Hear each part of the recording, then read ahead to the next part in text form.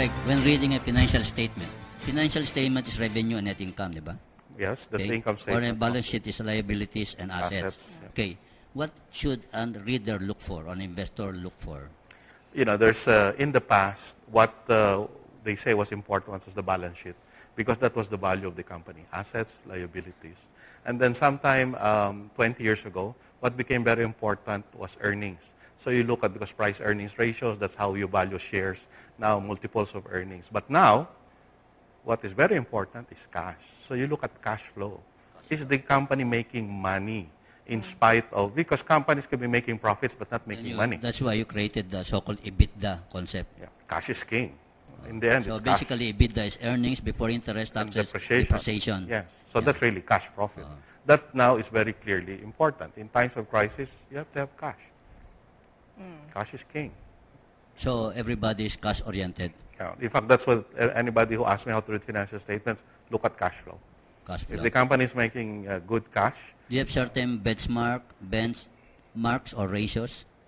oh, of course, ratios are always Manufacturing going to be company. there. How Because much you also cash do must it be? research for investors also. Yes, quite a bit. Reading, Yeah, of course, assisting them in reading financial statements, helping projections and valuations of company. But it's really now cash-based. Tapos, Cash-based. Greg, meron pa nakikita, meron ng net income, meron pang comprehensive income. Yeah. Ano, bagong ek-ek yun. Ano ibig Well, sabihin? because of the fair value accounting. So most of the fair value accounting are just values because either assets value increase or decrease. And that's not, I don't want to say that's not really profit, but it's temporary. What's the difference between net income and So net comprehensive income is your core net income coming from your pure operations. Operating And most of the comprehensive income, for instance, appraisal. What comes out of appraisal? What comes out of financial Appraisal instruments? surplus, you mean? Yes. What comes out of, let's say you have marketable securities, di ba, up and down yan every day.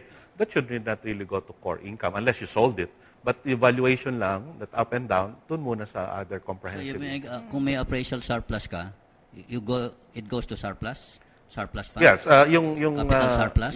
It's a separate The line entire there. thing goes It's a to separate capital line. surplus? Yes. If it The goes to appraisal capital increment. surplus, under the rules, you have to declare it as a cash or stock dividend. No, you cannot, because that's considered as unrealized. It's just appraisal. Unrealized. Unrealized pay. You cannot declare unrealized income. Even the You SEC cannot wants you to draw tell- money from a figment of the imagination. That's right. Yeah. Because the SEC is very clear on that. You have to, may reconciliation that they require. Ano ba talaga yung net income So mo? pwede lang applyan ng dividend, stock or cash, yung net income. Net operating income. So going back to governance, though, Greg, what are some of the things that you think that needs to be put in place for companies that are publicly listed? As regards governance, are companies better regulated today? Are regulations more stringent today than they were, say, Well, certainly very stringent. The Very regulations stringent. are very, very stringent. But as, again, I go back to that Corporate Governance Watch study in 2010, where we are also ranked a bit high on regulation requirements. But where we failed, 15%, I think, out of a maximum of 80, is in enforcement. Enforcement. You mean The SEC? regulations are there, You mean but SEC, enforcement. Central Bank? Or Everybody is in the regulators. The failure to look at SEC. What kind of funding do they have? How much people can they really? Thousands of financial statements. Who really looks at that? How do you know it's violating? Everybody is violating. And yet there's It's so very many difficult. requirements. And so many, because at least the data is there. Yeah. But the issue is, even the BIR, this is what we call now data mining. We don't have the facility or the IT system to mine all those data. It could be done very quickly. But that's where we fail, is in the enforcement. We have good laws, we have good regulations, our corporate governance practices are first world class, but enforcement is where we fail. meron pang requirement ng SEC, you rate yourself as far as Yes, that's governance right. is concerned. Oh, they're self-rating. Some people rate themselves very highly. Of course. Some people are very modest about themselves. Of course. That's why you need somebody else to take a look at that. But could the nobody government afford interprets that? them. Nobody interprets them. But could the government afford that? As of now, this group, the ICD, tries to take a Institute look of at Corporate that. Directors. Tries to do that. Yan yung grupo ni Justice Stanislao. Yes, they try to do that to a certain extent, but still, there's not enough funding, not enough Saka people. kailan pa nauso yung you have to have at least 2 independent directors? Oh, that was as early as I think the code was adopted in 2002. And in fact, now they're trying to revise that. Now, this Maharlika board, which was postponed to 2012, wanted 30%. What is a Maharlika board? The Maharlika board is patterned after the Novo Mercado of Brazil, It's supposed to have higher corporate governance standards, more independent directors, more transparency, more disclosure to the PSE. But I guess with the crisis now, that has been postponed. But it would have been ideal because the rules, our current rules says 2 independent directors or 20% of the directors, whichever is less, not whichever is more, whichever is less. So this Mahardika board is supposed to be 30%. So 1/3 of the directors could should be independent. In the Western countries, the trend is 75%. Ano ba legal definition ng independent? That you do not have more than 2% of the shares of the company. It used to be 10. It has been downgraded to 2. No business relationships, not related by birth, affinity. Hindi kung kumpare mo, paano yun? Alin? Dependent ba yun? Depend, Kasi alam ko, in marami definition. akong alam yung independent director, kumpare ng president, But chairman, that's CEO. why the definition for in accounting, Hindi kasama independence is a state of mind. Because you could be husband and wife, but you could be independent from each other. You could argue a lot. You believe that? Yeah. You Usually could be. there's a husband and wife. Yeah, The you wife is could the be. superior one. Of course. Yeah. Dito sa atin, that I fully agree with.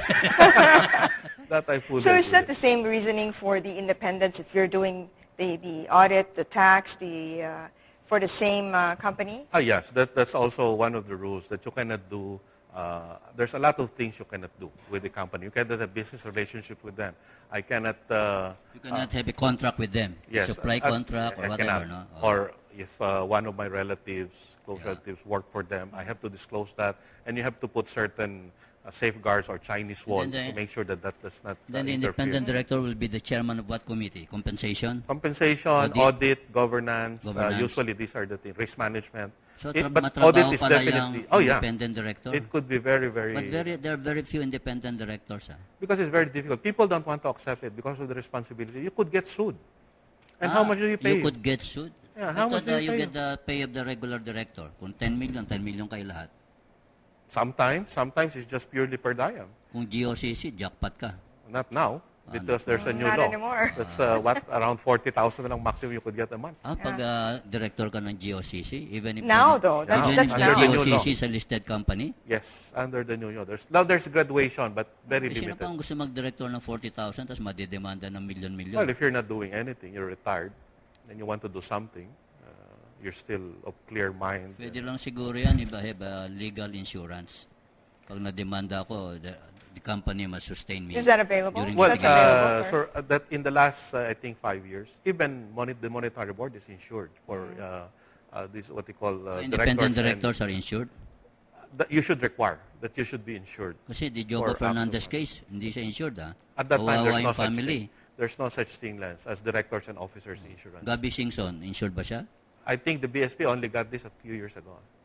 In the past, I have to be very honest with you, in the past it was very difficult to get directors and officers insurance in the Philippines. Difficult to get. Very difficult. Only when we started these good governance practices, that insurance companies started taking on Who insurance pays for coverage. your insurance? The company in The which you are company a pays board for it. member. Yes, that you should require that if you are an independent director. So the behavior of our companies is world-class, the standards are world-class, and the quality of management is world-class. Well, Filipinos are known everywhere to be world class. Yeah. Well, Filipinos are running enterprises in Malaysia, Indonesia, Thailand, even Cambodia. Nandun Very na much sila. respected. We're They very open much stock respected exchanges of elsewhere. other countries. Very much And yet, our only stock exchange is lacking in complete corporate governance. They're Well, always that's what I say, quarreling. That's how they're trying to improve on this. Trying to This director, brokerage, ownership rules. That's why the SEC is trying to impose this. And it will happen at some point in time. There's, of course, resistance. Everybody resists change at some point, but it will happen. Okay, we're going to continue this discussion. We're speaking with Greg Navarro. We'll be right back.